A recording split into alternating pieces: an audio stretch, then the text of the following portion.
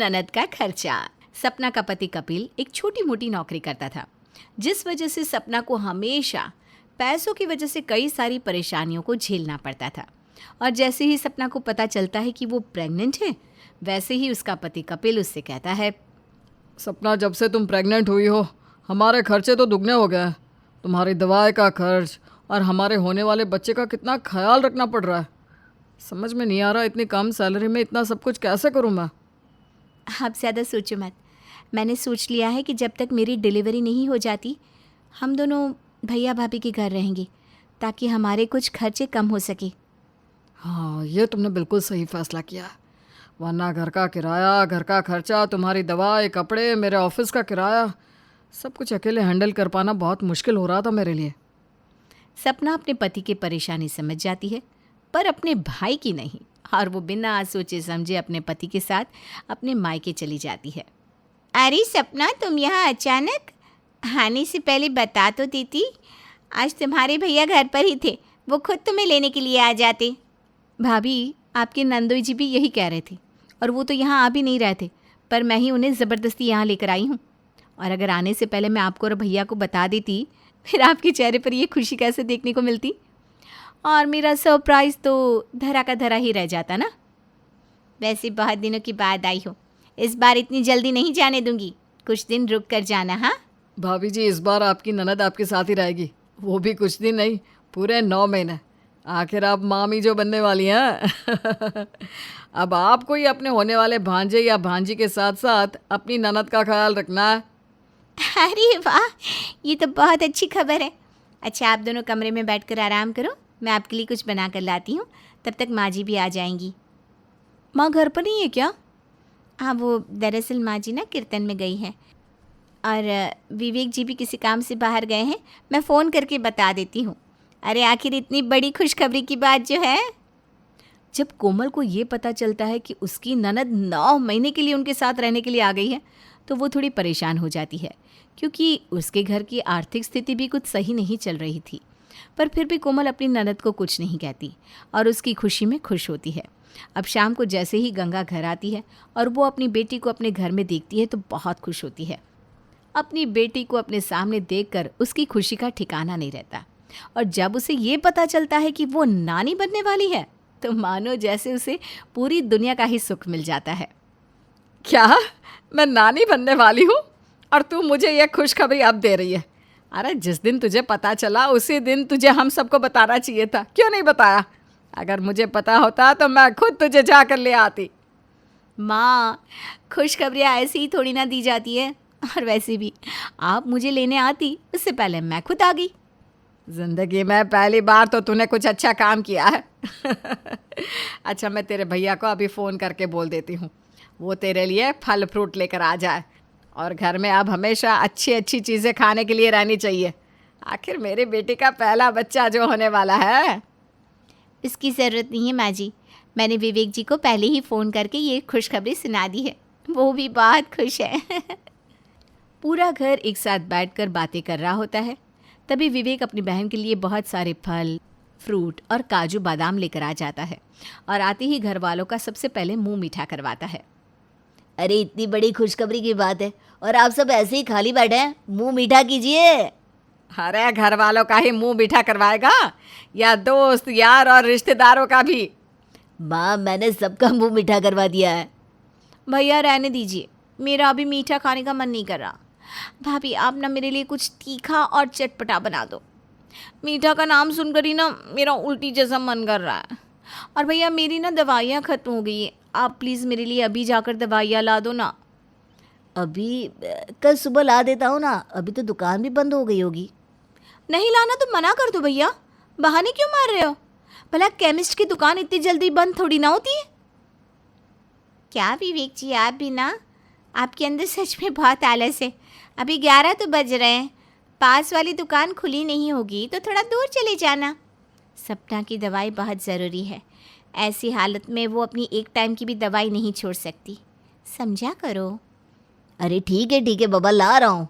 सपना, तू जल्दी से मुझे अपनी दवाई की स्लिप ला कर दे दे, मैं पहले तेरी दवाई ला कर देता हूँ, खाना मैं आकर खा लूँगा। विवेक बिना खाना खाए अपनी बहन के लिए रात के 11 बजे दवाई लेने जाता है और दवाई लाने के बाद खाना खाता है। अब इसी तरह से कुछ दिन बीत जाते हैं और विवेक अकेले ही अपने घर के खर्चे के साथ अपनी बहन का भी खर्चा उठाता है। कुछ दिन के बाद, भाभी आज खाने में क्या बना रही हो? मैं तो रोटी सब्ज़ी बनाने जा रही थी। अगर तुम्हें कुछ खाना है तो बता दो, तुम्हारे लिए कुछ और बना देती हूँ। चलो आपने मुझसे पूछा तो सही, वरना मुझे तो लगा था कि आप मुझसे कभी पूछोगे ही नहीं कि मुझे क्या खाना है। अरे नहीं नहीं, ऐसा नहीं है सपना, बस घर के काम में इतनी बिजी रहती हूँ कि कुछ और कर नहीं पाती। समझ सकती हूँ भाभी। अगर मैं प्रेग्नेंट ना होती और डॉक्टर ने मुझे आराम करने के लिए ना कहा होता ना, तो मैं भी घर के कामों में आपकी मदद करवा देती। वैसे मेरा आज ना कुछ बाहर का खाने का दिल कर रहा है, इसलिए आप खाना रहने दो और भैया से बोलो कि बाहर से कुछ अच्छा ले आए। सपना, इस महीने बहुत खर्चा हो गया है, बिल्कुल भी बचत नहीं हुई। मैं एक काम करती हूँ, घर में सबके लिए खाना बना देती हूँ और सिर्फ तुम्हारे लिए बाहर से कुछ मंगवा देती हूँ। क्या भाभी, एक दिन बाहर का खाना खाने से भैया गरीब तो नहीं हो जाएंगे? और वैसे भी इस घर का दामाद भी इस घर में रह रहा है। मेरे पति भले ही कुछ ना कहे, पर इसका मतलब ये तो नहीं ना कि आप उन्हें सादा खाना खिलाती जाए। अरे दामाद का तो कितना स्वागत किया जाता है, पर मेरे घर में तो उन्हें वही नमक रोटी खानी पड़ती है। और अगर आज मैं बाहर का खाऊंगी तो मेरा पति घर की दाल रोटी खाएगा, ये मुझे अच्छा लगेगा क्या? इतना बोलकर सपना नाराज़ होकर वहाँ से चली जाती है। सपना की बातें सुनकर कोमल को बुरा लगता है, पर वो उसकी बातों पर ज़्यादा ध्यान नहीं देती और अपने पति को फ़ोन करके बाहर से ही खाना लाने को कहती है। अब रात को पूरा परिवार एक साथ खाना खाता है। तब कपिल कहता है, क्या साले साहब, आज बाहर से खाना लेकर आए, वो भी इतना सस्ता? अरे भला दाल मखनी कौन खाता है? लाना ही था तो कढ़ाई पनीर जैसे कोई अच्छी और महंगी सब्जी लेकर आता है। वो किसी ने बताया ही नहीं कि किसको क्या खाना है, तो मुझे जो समझ में आया मैं लेकर आ गया। पर कोई बात नहीं, आज आपने कह दिया है ना, तो अगली बार मैं कढ़ाई पनीर या चाप की सब्ज़ी ले आऊँगा। फ़िलहाल तो जो लाया हूँ वही आराम से खा लेते हैं।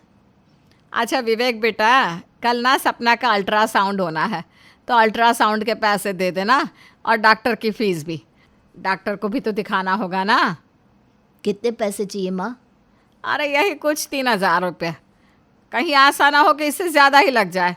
अपने हाथ में तो कुछ पैसे होने चाहिए ना। अब ऐसी हालत में बाहर इंसान खाली हाथ तो जा नहीं सकता। पता नहीं डॉक्टर कब कौन सी दवाई लिख कर दे दे। क्यों बहू? क्या 3,000 रुपये, वो भी सुबह तक? हाँ बेटा, पर मुझे समझ में नहीं आ रहा तू ऐसा मुंह क्यों बना रहा है? माँ आप तो जानती है ना। अरे आप तो ऐसे हैरान हो रहे हैं जैसे माँ जी ने 3-4 हज़ार नहीं 3-4 लाख मांग लिया हो आपसे। माँ जी आप चिंता मत कीजिए, कल सुबह विवेक जी आपको पैसे दे देंगे। आखिर ननद जी हमारे घर आई हैं तो हमारा फ़र्ज़ बनता है कि हम उनकी अच्छे से देखभाल करें। आप निश्चिंत हो जाइए, हम हैं ना। अब तक आपने देखा कि जैसे ही सपना को पता चलता है कि वो प्रेग्नेंट है, वो अपने पति के साथ अपने मायके आ जाती है, जहाँ उसके पति का और उसका पूरा खर्चा उसकी भैया भाभी उठाते हैं। पर फिर भी सपना अपनी भाभी को ताने देने का एक भी मौका नहीं छोड़ती और सारे पैसे अपने भैया भाभी से ही लेती रहती है। विवेक कुछ बोल पाता उससे पहले ही कोमल पैसे देने की बात कर देती है। अब सब खाना खाकर अपने कमरे में सोने के लिए चले जाते हैं। विवेक कोमल से कहता है, कोमल तुम्हें ये कहने की क्या ज़रूरत थी कि मैं सुबह तक 3-4 हज़ार दे दूंगा? तुम जानती हो ना, महीने का आखिरी हफ्ता चल रहा है, मेरे पास 1 रुपया नहीं है। यहाँ तक कि किराया भी हम अपने सेविंग में से निकाल रहे हैं। विवेक जी, इस घर में पहली बार खुशी आने वाली है और ननद जी हमारे घर में हैं तो हमारा फ़र्ज़ बनता है कि हम उनका खर्चा उठाएं। कोमल की बात सुनकर विवेक शांत हो जाता है और अगली सुबह एक बार फिर कोमल अपनी सेविंग में से सपना को अल्ट्रासाउंड करवाने के लिए पैसे देती है। अब इसी तरह से कुछ दिन बीत जाते हैं और कपिल अपना काम छोड़कर बैठ जाता है, जिसके बाद तो विवेक और कोमल के लिए घर चला पाना और भी मुश्किल होता है। वहीं दूसरी ओर जब कपिल भी सपना के जरिए कोमल और विवेक से पैसे निकलवाने लगता है तो पता नहीं भगवान हमारी और कितनी अग्नि परीक्षा लेगा। यहाँ नौकरी भी चली गई है और कोई दूसरी जॉब भी नहीं मिल रही। अब इंटरव्यू पर भी जाने के लिए जेब में इतने पैसे नहीं पड़े कि कहीं जाकर इंटरव्यू देकर आ जाऊँ। अब तुम अपने भैया भाभी से कुछ पैसे मांगो ना, आखिर मेरे भी तो खर्चे हैं और इंटरव्यू देने जाने के लिए भी तो किराया चाहिए होता है। तुम्हारी इसी गरीबी को देखकर मैं यहाँ तुम्हारे साथ अपने भैया भाभी के घर आ गई, ताकि हमारे बच्चे को कोई परेशानी ना हो। पर अब तो भैया भाभी हमारे और हमारे बच्चे के साथ तुम्हारा भी खर्चा उठा रहे हैं। मुझे कुछ नहीं पता, 1 महीने के अंदर नौकरी ढूंढो। अब मुझे अच्छा नहीं लगता छोटी छोटी चीज़ के लिए भैया भाभी के सामने हाथ फैलाना। आखिरकार आज सपना भी अपने पति को उसकी लापरवाही के लिए ताना सुना ही देती है। अपनी बीवी की बातें सुनकर कपिल का मूड और ख़राब हो जाता है। अब इसी तरह से कुछ दिन बीत जाते हैं और कपिल के पास पैसे नहीं होते, और तो और सपना भी अपने भैया भाभी से कपिल के लिए पैसा मांगना बंद कर देती है। अब इसी तरह से कुछ दिन बीत जाते हैं और पूरा परिवार एक पार्टी में जाने के लिए तैयार होता है। तभी सपना ज़ोर ज़ोर से रोने लगती है और पूरा घर इकट्ठा हो जाता है। अरे सपना, क्या हुआ? और तू अभी तक तैयार भी नहीं हुई? पार्टी में नहीं जाना क्या? तेरी तबीयत तो ठीक है ना बेटा? माँ, मेरे ऊपर तो दुखों का पहाड़ टूटा है। मेरे साथ कभी कुछ अच्छा हो ही नहीं सकता। अरे क्यों बातों को गोल गोल जलेबी की तरह घुमा रही है? साफ साफ बता क्या हुआ? माँ, मेरा मांग टीका नहीं मिल रहा जो आपने मुझे शादी के समय दिया था। मुझे अच्छे से याद है, मैं अपने सारे जेवर अपने साथ लेकर आई थी। अरे पर सपना, कल रात को तो तुम्हारा मांग टीका तुम्हारे पास ही रखा था। कल रात को ही तो तुमने देखा था और आज सुबह गायब हो गया। वैसे आज सुबह मैंने देखा था, भाभी तुम्हारे कमरे की सफाई कर रही थी और वो शायद हमारे कमरे से कुछ लेकर भी जा रही थी। भाभी कहीं आपने तो... बहू, दामाद जी क्या कह रहे? अब तो घर में चोरी भी करने लगी? मुझे तुझसे ये उम्मीद नहीं थी। क्या चोरी? आप लोग मुझ पर शक कैसे कर सकते हैं? सपना, मैं सच कह रही हूँ। मैं सिर्फ तुम्हारे कमरे की सफाई करने के लिए आई थी और तुम्हारे कमरे से कूड़ा लेकर गई थी, तुम्हारा मांग टीका नहीं। बस भाभी, रहने दीजिए। मैं जब से इस घर में आई हूँ आपकी आंखों में खटक रही हूँ, जबकि ये घर मेरा भी है। पर फिर भी आप हमेशा मुझे ये जताने की कोशिश करती हैं कि मैं आप लोगों के ऊपर बोझ हूँ। जानबूझकर आपने मेरा मांग टीका चोरी किया। आखिर आपने मेरे और मेरे पति पर जो खर्च किया है वो आपको वसूल करना था, इसलिए ना। सपना की बातें सुनकर विवेक अपने गुस्से पर काबू नहीं कर पाता और आखिरकार वो सारा सच पूरे घर वालों को बता देता है। बस बहुत हो गया। मैं अपनी बीवी के खिलाफ अब एक शब्द और नहीं सुनूंगा। अरे जिस औरत ने तुम लोगों के लिए अपनी सारी सेविंग खत्म कर दी, अपने गहने बेच डाले, तुम उसी पर चोरी करने का इल्जाम डाल रही हो। देख रही हो माँ, कैसे भैया भाभी का साथ दे रहे हैं, सारा सच जानने के बाद भी। सही कहा तुमने, मैं सारा सच जानता हूँ, इसीलिए अपनी बीवी का साथ दे रहा हूँ। और तुम किसकी बातों पर विश्वास कर रही हो? जिसने खुद तुम्हारा मांग टिका चोरी किया है। भैया, सोच समझ कर बोलिए मेरे पति के बारे में। माना कि वो अभी कहीं काम नहीं कर रहे, पर इसका मतलब ये तो नहीं कि वो चोरी करना सीख गए। और भला वो मेरा मांग टीका क्यों चुराएंगे? वो चोर बिल्कुल नहीं है, इसलिए उन पर घटिया इल्जाम लगाना बंद कर दीजिए। अरे नालायक, तो ये किस तरह की बातें कर रहा है? भूल गया क्या? तू जिस पर उंगली उठा रहा है वो इंसान इस घर का दामाद है।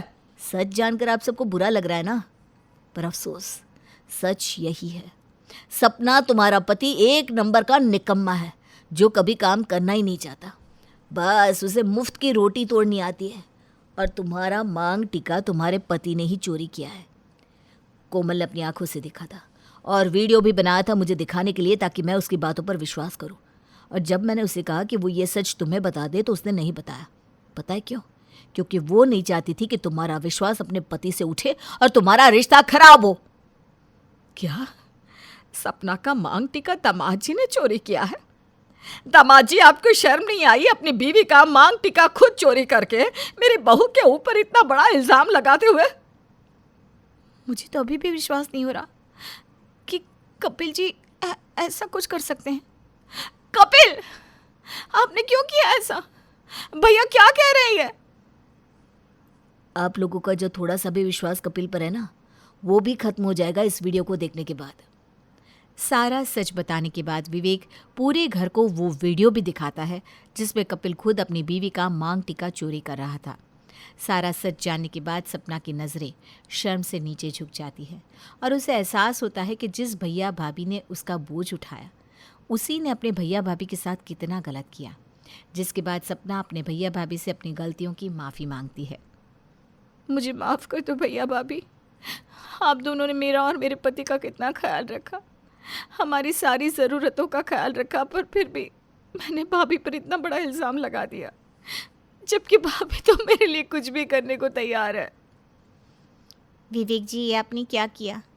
मैंने आपसे कहा था ना, अगर सपना को सच पता चलेगा तो वो कभी भी हमारे सामने सर उठाकर नहीं चल पाएगी। और ये सब जानने के बाद भी आपने उसे सच बता दिया। भाभी आज भैया को कुछ मत बोलो, क्योंकि आज पहली बार भैया ने सही किया है मुझे सब सच बताकर। गलत तो मेरा पति है, शर्म तो उसे आनी चाहिए, पर वो बेशर्म अब भी इस घर में खड़ा है। हाँ बहू, सपना बिल्कुल सही कह रही है। विवेक ने बिल्कुल सही किया सच बात बताकर। अगर आज वो सच ना बताता तो हम तो तुझे ही गलत समझते। सपना की बातें सुनकर कपिल की नज़रें शर्म से झुक जाती है। इसके बाद वो पूरे घर वालों से माफ़ी मांगता है और अपना सामान लेकर अपने घर वापस चला जाता है और एक अच्छी नौकरी की तलाश करता है।